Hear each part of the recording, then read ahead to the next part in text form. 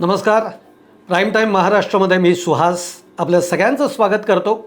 सुरुवातीला मी तुम्हाला एक एक्स पोस्ट वाचून दाखवणार आहे. अर्थात ती कुणी लिहिली आहे तेही तुम्हाला सांगणारच आहे. पण एकूण ज्या काही सध्या राजकीय घडामोडी चालल्या आहेत, ज्या हालचाली चालू आहेत, जे काही घडतं आहे आणि त्यातून राजकारणाचा देखील जो काही एक चिखल होऊन बसलेला आहे, या सगळ्या पार्श्वभूमीवर ही जी एक्स पोस्ट आहे अत्यंत सूचक आणि अत्यंत परफेक्ट अशी केलेली ही पोस्ट आहे. मग त्याचे अर्थ काय होतात, अर्थ काय निघतात, हे सगळं आपण बघणार आहोत. पोस्ट काय आहे ती आधी वाचून दाखवतो, ती कुणी केली आहे तेही सांगतो आणि मग आपण याचं काय साधारणतः याच्यामागची विश्लेषण आहे तो करण्याचा प्रयत्न करूयात. तर पोस्ट, जेव्हा जेव्हा एखाद्या विशिष्ट राजकीय पक्षाचे खासदार आणि नेते सत्तेत जाण्याचा निर्णय घेतात तेव्हा तेव्हा काहीतरी मोठी घटना घडते. कदाचित त्यांनी याकडे ईश्वराचा संकेत म्हणून पाहावं आणि आपण जिथे आहोत तिथेच राहण्याचा निर्णय घ्यावा. लक्षात आली ही पोस्ट? तुम्हाला स्क्रीनवरही दिसतच असेल. ही पोस्ट केली आहे नताशा आव्हाड यांनी. नताशा आव्हाड कोण आहेत? त्या जितेंद्र आव्हाड यांची ती कन्या आहेत आणि त्यांनी ही पोस्ट केली आहे. आणि आत्ताच्या एकूण सगळ्या राजकीय घडामोडींच्या पार्श्वभूमीवर अत्यंत सूचक अशी ही पोस्ट आहे. आता त्यांच्या या पोस्टमुळे पुन्हा एकदा राष्ट्रवादीच्या विलिनीकरणाची चर्चा आज सकाळपासून सुरू झाली आहे. थोडक्यात काय, मी जे म्हटलं की काय काय घडतं आहे, तर तुम्ही बघा, शरद पवार पंतप्रधान नरेंद्र मोदींची आत्ताच्या आंदोलनाच्या दरम्यान ते भेट घेतात. ती एक भेट. सुप्रिया सुळे आणि त्यांचे एक आमदार हे अमित शहांची भेट घेतात.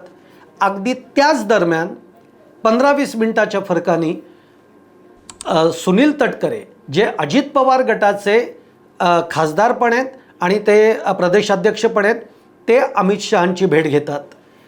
तत्पूर्वी सुनील तटकरे आणि जयंत पाटील, आता जयंत पाटील शरद पवार गटाचे, सुनील तटकरे अजित पवार गटाचे, याआधी ते मुख्यमंत्री देवेंद्र फडणवीस यांची भेट घेतात. दोघंही खरं तर एकाच वेळेला तिथे पोचलेले असतात, पण दोघंही या गोष्टीचा इन्कार करतात. आणि आता या सगळ्या ज्या भेटी आहेत, या भेटींमध्ये सगळेजण सांगतात काय की आम्ही सहज भेटलो, कामानिमित्त भेटलो, राजकीय काहीच नाही. आता जेव्हा ही मंडळी अशा भेटी घेत आहेत तेव्हा त्याच्यामध्ये राजकारण नसणार असं होऊ शकत नाही. तर याच्यामध्ये राजकारण काय होतं किंवा राजकारण काय आहे? राजकारण दोनच गोष्टींचं सुरू आहे. एक तर केंद्राला म्हणजे आता मोदी सरकारला गरज आहे ती खासदारांची, कारण त्यांना काही विधेयकं संमत करून घ्यायची आहेत. त्याचबरोबर दुसरी गरज आहे ती इकडे दोन राष्ट्रवादींना विलिनीकरणाची. आता विलिनीकरणाच्या बाबतीमध्ये कोण पुढाकार घेत आहे, कोणी घेत नाही आहे, कुणाला विलिनीकरण नको आहे, कुणाला हवं आहे, अशा सगळी स्थिती इकडे सुरू आहे. पण याच्यातनं महत्त्वाची चर्चा काय सुरू होती की शरद पवारांची राष्ट्रवादी ही NDAमध्ये जाणार किंवा सत्ताधारी पक्षाला समर्थन करणार किंवा पाठिंबा देणार.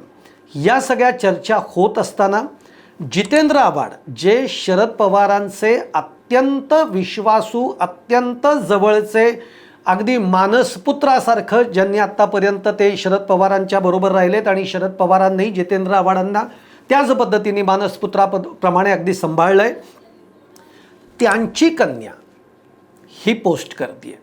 जितेंद्र आव्हाडांच्या बाबतीमध्ये जर तुम्ही म्हणाल तर आत्ताच्या या सगळ्या घडामोडींवर जितेंद्र आव्हाडांनी एक कमेंटसुद्धा केलेली नाही आहे. कारण काहीही झालं, जसं आपण म्हणतो ना की शरद पवार हे काही झालं तरी थेट सत्तेमध्ये जाणार नाहीत. मग त्याला त्यांचं जे काही राजकारण आहे, शाहू फुले आंबेडकर, ते त्याला आपण बघतो, त्या अर्थाने बघतो. किंवा सध्या रोहित पवारांनी ठामपणाने सांगितलं आहे की एकतर शरद पवार हे सत्तेमध्ये जाणार नाहीत, पण तरीही चुकून असा काही निर्णय झालाच तर मी तर नक्की जाणार नाही, मी विरोधातच राहणार आहे. आणि आव्हाडांनी जरी आपलं मतप्रदर्शन केलेलं नसलं तरी आव्हाड कधीच भाजपबरोबर जाणार नाहीत. जरी आव्हाडांनी मुख्यमंत्र्यांची भेट घेतलेली असली तरी आव्हाड हे भाजपमध्ये जाणार नाहीत, कारण भाजपमध्ये जाऊन त्यांचा जो राजकीय फायदा म्हणतो, कारण शेवटी राजकारणामध्ये फायदा म्हणजे काय, तर तो काय प्रत्येक वेळी पैसा आणि याच गोष्टींनी मोजायचा नसतो. शेवटी पुढे जाऊन त्यांचं जे राजकीय करिअर आहे, त्यांना उद्या जी काही पुन्हा आमदारकी लढवायची आहे, तो जो मतदारसंघाचा विचार जेव्हा तो माणूस करतो तेव्हा त्या दृष्टीनं ते सगळं सेफ आहे का नाही हे बघितलं जातं. आणि जितेंद्र आव्हाडांच्या दृष्टीनं ते ज्या मतदारसंघातनं येतात त्या मतदारसंघामध्ये भाजपचा वोटर फार कमी आहे, त्यामुळे ते या गोष्टीला कधीच तयार होणार नाहीत. आणि आत्ताच्या या सगळ्या घडामोडींवर आव्हाडांनी एक कमेंटसुद्धा केली नाही. पण या सगळ्या पार्श्वभूमीवर जेव्हा नताशा आव्हाड त्यांची कन्या अशा पद्धतीची एक्सपोस्ट करते की जेव्हा जेव्हा कुठल्याही नेत्याला म्हणा किंवा खासदारांना सत्तेमध्ये जायचं असतं तेव्हा असं काहीतरी मोठी घटना घडते. आता मोठी घटना म्हणजे काय, सूचित काय करायचं आहे, तर दिल्लीमध्ये जे काही CJPचं आंदोलन झालं आणि या आंदोलनामुळे सरकारला झुकावं लागलं, सरकारला 2 पावलं मागे जावं लागलं, सरकारला शेवटी शिक्षण मंत्र्यांचा राजीनामा घ्यावा लागला.